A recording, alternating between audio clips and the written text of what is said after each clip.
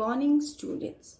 Today we will study to calculate electrostatic energy stored within a capacitor and related concepts with it. Here we are taking a parallel plate capacitor having plates 1 and 2 and separation distance A. Now when they are charged to certain battery source then plus capital Q charge and minus Q on the second plate is induced. So to calculate energy stored in between the plates of capacitor, as we know that electric field generated in between the plates is E, from positive charge to negative charge. Let me assume that initially plate 1 and 2 are uncharged. Initially there is no charge on any of the plate, and when some source is applied then the charging of plates will start. Let at any instant let Q be the charge. At intermediate stage, the charge on first plate is plus Q and on second plate is minus Q. So due to it, certain potential difference will be developed. This potential difference will be given by Q upon C. So now as continuously charging is done, so amount of charge will go on increasing on the plates. Let small work done in giving some additional charge dq to conductors, to plates of capacitors, that we are giving some additional charge, then what will be the small work done? As work done will be given by potential multiplied by the additional charge. So now substituting the value of potential, it will come out to be this one. Now since it has to be charged up to maximum value, that is plus Q and minus Q, that this is the maximum capacity of storing charge, after which it will start leaking. So to calculate the work done, we have to find work done so that maximum charge will be stored on the plate. So total work done, this can be obtained by integrating small work done. And when we have to integrate small work done, then what should be the limits of integration? See, as initially capacitor plates were uncharged, so initial charge is 0. And the maximum charge which a plate of capacitor is given, that is Q, capital Q. So now integrated Q, when you will integrate, you will get Q square by 2, 0 to Q. So it will come out to be Q square by 2C. So this work done will appear as energy stored in between the plates of capacitor. So you can also represent it by U. Now this is one particular form of energy. As we know, Q equal to CV. If you will substitute this value here, C square V square by 2C. So it will come out to be half CV square. So this is one particular formula, this is another particular formula. And another form, we can also convert it into some another form. As Q equal to CV, so this can also be taken as half Q into V. It means we have to just learn these three formulas. Basic formula is Q square by 2C. By substituting the value, any of the form can be obtained. So here we have done this concept, so this derivation can be asked and you have to learn the values for the numericals purpose. Now if you want to find energy stored in between the capacitor by graphical method, or this is treated as one alternate method. So here this energy stored will be obtained by area under the graph. As you can see, Q equal to CV, so Q is proportional to V or V is proportional to Q, so therefore the graph will be a straight line. Now to calculate energy stored, it will be equal to area under VQ graph. Now this is triangular shape, so its value will be half OB into AB. Now OB, this value is Q, and AB, this maximum value is V. So in here you can see the energy comes out to be half QV. Further, if you want to convert it into another form, as V will be equal to Q upon C. Now you can see this is E equal to Q square by 2C. So this is another way If graphical method has been asked, then only you can do. Otherwise, you can follow any of the two methods. Now on this basis, I will do one numerical. This is also one numerical that is important. So what is asked in the numerical, that if an uncharged capacitor, this is uncharged capacitor, it is connected to a battery. Initially this is uncharged. Now when it is connected to a battery, so it will start charging. Now show that how of the energy supplied by the battery is lost as heat while charging the capacitor. See, this concept is quite related to the concept we have done at this point before it. Basically what has been asked, that when this capacitor is charged by some external source, then what is the energy supplied to it, and what is the energy appearing in the form of energy stored in the capacitor.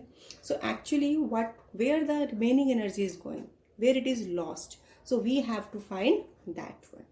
So here energy supplied,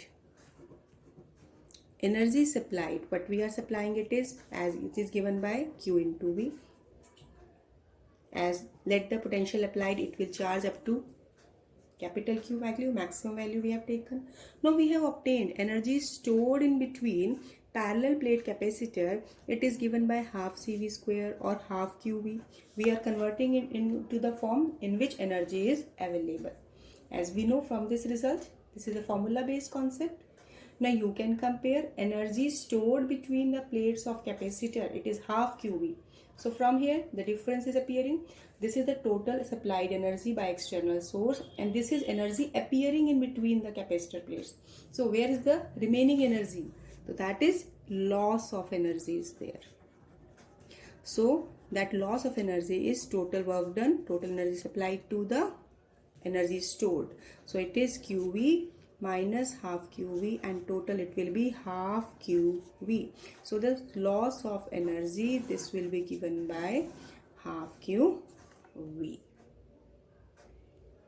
So this is a concept, this can be asked. This is simple. It seems to be very simple, but sometimes you may get confused with what is this loss of energy is there, although it's single step question is there. Now using the concept of using the formula of energy stored in the capacitor, here we will find few results on the basis of combination of capacitors. So first of all, series combination of capacitor. As we know, energy stored within the plates of capacitor is given by Q square by 2C.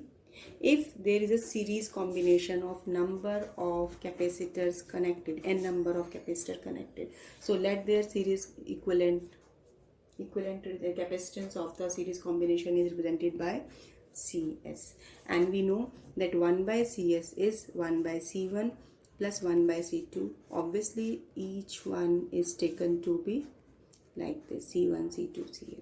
So now substitute this value here. This is 1 by C1 plus 1 by C2 up to 1 by Cn. Now if you are separating, this is Q square by 2C1 plus Q square by 2C2 and last Q square by 2Cn. So starting from the combined energy, we are reaching to the individual energy. So it is U is U1 plus U2 plus U3 up to UN. It means total energy is the sum of individual energies. So for the series combination, total energy if you have to take, just take the sum of all the individual energies. Whereas when we are taking parallel combination, in the parallel combination, suppose if we are taking M or N, any number of capacitors are connected in parallel combination. So in that particular case, what will be the total energy? Q square by 2C we are taking, as here one point we are taking that were in series combination. Which factor was constant? Charge. Charge was constant here. So that's why we have taken the result in this form in terms of charge. Whereas in parallel combination, which factor will remain constant? Potential. So that's why we will convert this result in terms of potential. So we will use here the result half C V square. So now if we are taking here CP represent parallel capacitance of all the capacitors connected. So now for it, this is CP will be C1 plus C2 up to Cn into V square. Now half C1 V square plus half C2 V square and half Cn V square.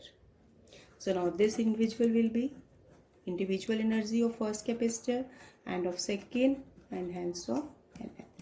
So you can compare the results either for series combination or for parallel combination. Total energy is only obtained by taking the sum of individual energy. See here also the same result, sum of individual energy irrespective of the fact whether they are connected in series or they are connected in parallel. So this will be the result. You can apply it directly. Now next point which we have to discuss, that is energy density in a parallel plate capacitor. This energy density, let me represent it by small u. It is taken as the ratio of energy stored per unit volume of the conductor. Energy stored per unit volume of the conductor. So energy stored, as we know, the formula half CV square. V is the potential. You can take this volume as V1 or potential as different because the symbols may confuse. So here volume we are representing by V1. Now volume of a capacitor, as each plate has area A, separation distance D, so volume will be AD.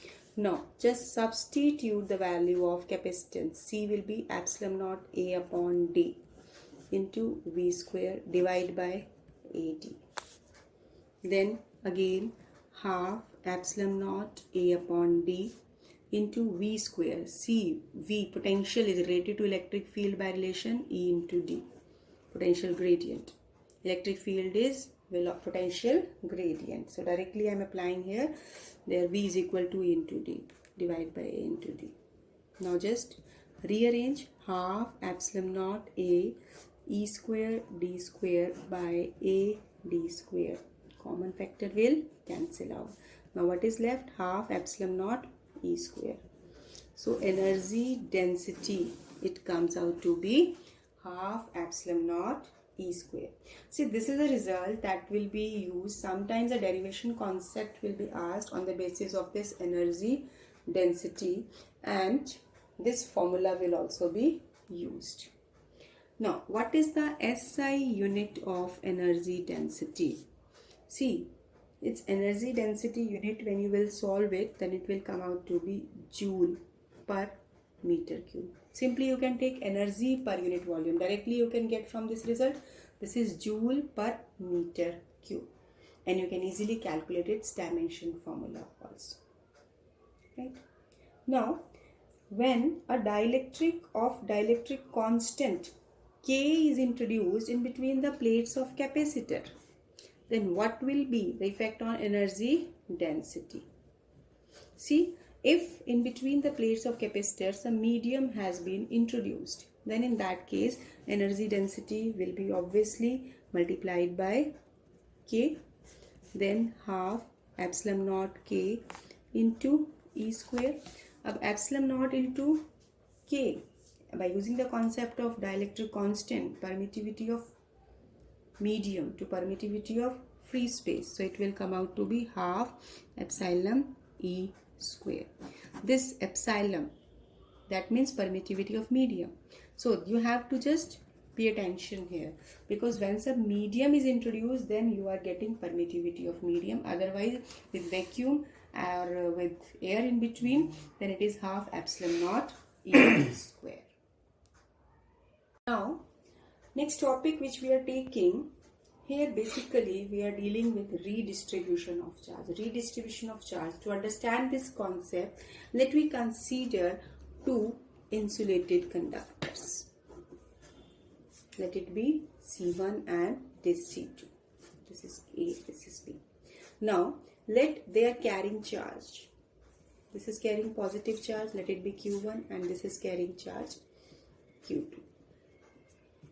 Now, as V1 and V2 be the potentials, so as these individual conductors can be treated as the plate of the capacitor, so here this charge on first capacitor will be C1 V1 and Q2 will be C2 V2. Now, if they are joined by any conducting wire, so what will happen? The charge will flow from one conductor to another conductor. Condition is when the charge will flow and when it will stop. See, if you have one conductor carrying more charge, so it will have more potential, and another conductor having less charge, so means less potential. It means if Q1 is greater than Q2, it means V1 will be greater than V2. It means potential of A will be greater than that of B. So charge will flow from A to B so that their potential will become equal. As the charge will flow, the process will continue till the potential become equal. That means, what does we conclude? That if we have like two capacitors connected in this manner, they have initial charge Q1, Q2, and the sharing of charge will take place, redistribution of charge will take place unless and until their potential become equal. So it means after, you can say that after sharing of charge, there can be some different charge on the capacitor, but potential must be same.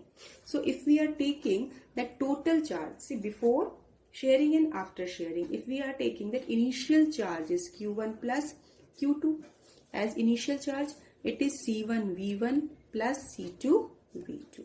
Now after sharing, they are attaining a common potential. So what will be the charge? Q1 plus Q2, total charge will be equal to, this is C1 plus C2 into V. See, by conservation of charge, total charge on the plates will remain to be same.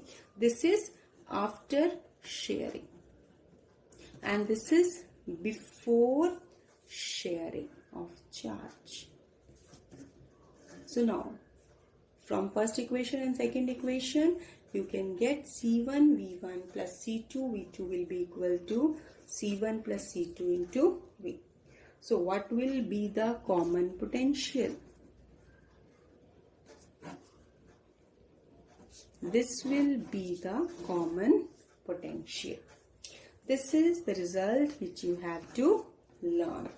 When the capacitors are connected in parallel combination and there will be sharing of charge will be taking place, and correspondingly this will continue till they will attain a common constant potential. Further, there will be no distribution of charge will be there.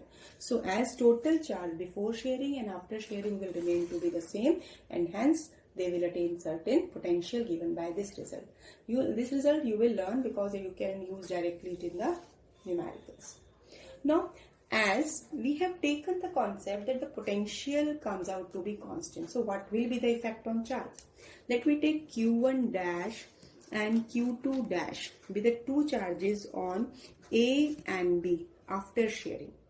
So here Q1 dash will be equal to Q equal to CV, C1 into potential will be common potential, and charge on B will be Q2 dash, that is C2 capacitor multiplied by the common potential.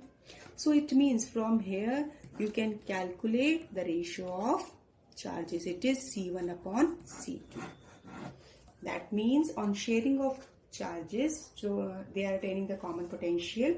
So what will be the ratio of charge, or what will be the ratio of capacitance? You can calculate by this way. So this can be the formula which you can also retain. Why? How you can use it? By using the concept they are attaining the common potential and capacitance are different, so you are taking the values as Q equal to CV. So in this way you have obtained the concept of common potential. So when there is parallel combination of capacitor, potential obtained is C1 V1 plus C2 V2 upon C1 plus C2. This is for parallel combination. But if the capacitors are connected in series combination with positive of 1 positive plate of one capacitor is connected to negative plate of another capacitor. So in that particular case, you have to learn the result that C1 V1 minus C2 V2 upon C1 plus C2. Here positive is connected to negative, or here if it is positive, this will be connected to negative of the other. So one change you have to retain, that C1 V1 minus, instead of plus, here it will be minus C2 V2 upon C1 plus C2. Sometimes this can be used in certain numericals, so you must know this concept. Now next we will find the loss of energy on sharing of charge. When the capacitors are connected and there occurs some sharing of charge, so what will be the loss of energy? So as here we are taking, let C1 and C2 be the capacitors charged to potential, having potential V1 and V2. So if when they were, before they were connected together, initially for capacitance C1, so initial energy of the complete system will be, for C1 it will be half C1 V1 square by the formula. And if we are taking energy for capacitor C2, so half C2 V2 square. As these two are the capacitors and we are taking combined energy, then it will be half C1 V1 square plus half C2 V2 square. So when they are connected together by a wire, so there is some potential V, that is a common or constant potential. In that particular case, the final potential that we have, recall this is C1 V1 plus C2 V2 upon C1 plus C2. So after connection, what will be the final energy? See, half C1 potential here it is V square plus for second half C2 V square. So it will be half C1 plus C2 into V square. Why? Because the potential is common. Now you will put this value of potential here. So when you will substitute the value of potential and simplify it,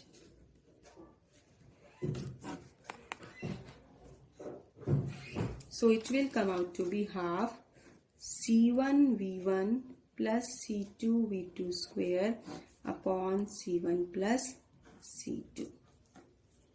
So this is the final energy. Now as initial energy and final energy are there, so here we will find the difference of energy. So now what will be the loss in energy? That is initial energy minus final. So initial energy is half C1 V1 square plus half C2 V2 square.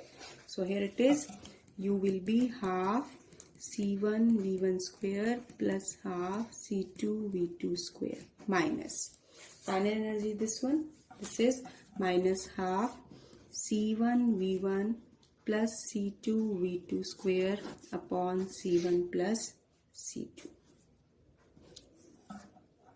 So now just the calculation part, half you can take common and the LCM which you will get, this is C1 plus C2. So it is C1 V1 square plus C2 V2 square, multiply this with C1 plus C2 minus C1 V1 plus C2 V2 square. So here half, this is C1 plus C2. Now just multiplying it, first of all C1 is multiplied with each the term, C1 square V1 square plus C1 C2 V2 square plus C1 C2 V1 square plus C2 square V2 square. I have multiplied with 4 terms we are getting here. Now minus A plus B square, C1 square V1 square minus C2 square V2 square and minus 2 C1 C2 V1 V2. Now see here what is common. This C2 V2 square is cancelling. Here C1 square is cancelling. Now the terms left are these three. Here C1 C2 is common. So it is half C1 C2. This is V2 square plus V1 square minus 2 V1 V2 upon C1 plus C2. So it is half C1 C2 upon C1 plus C2, and this is A minus B square, so V1 minus V2 square, or instead you can write it as V2 minus V1. So this is referred to as loss of energy. So whether V1 is greater than V2 or V2 is greater than V1, it will not make difference because this cannot be negative, its square is there, and capacitance cannot be negative. So we have taken U1 minus U2. It means initial energy is greater than final energy. What does it mean? That U1 minus U2 is always greater than 0. So if initial energy is greater than final, then only there occurs some loss of energy. There can be the question that why we have initially taken loss of energy. We have just taken that and done the calculation. If I was doing wrong, then in the final answer there should be negative. But here we are finding by this result that V1 minus V2, this result entirely it will remain to be positive. When this remains to be positive, it means U1 minus U2 is greater than 0, and hence initial energy is greater than final energy. That means there occurs some loss of energy in the form of heat or in some radiations also. Now this one numerical on the basis of concept we have done. This is NCERT solved numerical. This is important. What is it? A 900 picofarad capacitor is charged by 100 volt battery. See here, 900 picofarad capacitor. This is 900 picofarad capacitor is connected to external battery that is having 100 volt. How much energy is stored in the capacitor? First of all, you have to find energy stored in the capacitor. So you can apply the result half CV square. The capacitor is disconnected from the battery. Now what will happen when it will store charge? After that, this battery will be removed and connected to another 900 picofarad capacitor. It means initial energy stored will be half CV square. You will obtain the result by this. And finally, when it is completely charged, then the battery will be removed and then it is further connected to similar 900 picofarad capacitor. Then what is the electrostatic energy stored by the system? Now in this case, what is the energy and where has the remainder of the energy gone? So here basic concept is that first of all you have to see that initially it is charging by an external source, so some charge will be stored on that. When some charge will be given to it and then battery will be removed, then how the charge will be there utilized. Basically this is the concept based on sharing of charge. So here potential will be changed so that the potential become constant. Initially it will have some potential, initially it has potential 0. So when these are connected together, sharing of charge will take place and these will acquire certain charge so that potential become constant. So the energy is half CV square. C is 900 picofarad. Pico means 10 raised to the power minus 12 and voltage is 100. So it is 9 by 2, 10 raised to the power 2. This is minus 12 and plus 2. So it is 4.5, 10 raised to the power minus, this is 4 minus 8 joule. Here V square has been used, so 100 square. When it will be 100 square, so it will be 10 raised to the power 4. Now it will be 4.5, 10 raised to the power minus 6 joule.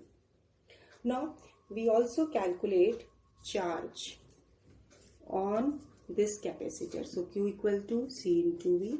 C is 900, 10 raised to the power minus 12 into V voltage is 100. So it will come out to be 9 into 10 raised to the power minus 8 coulomb.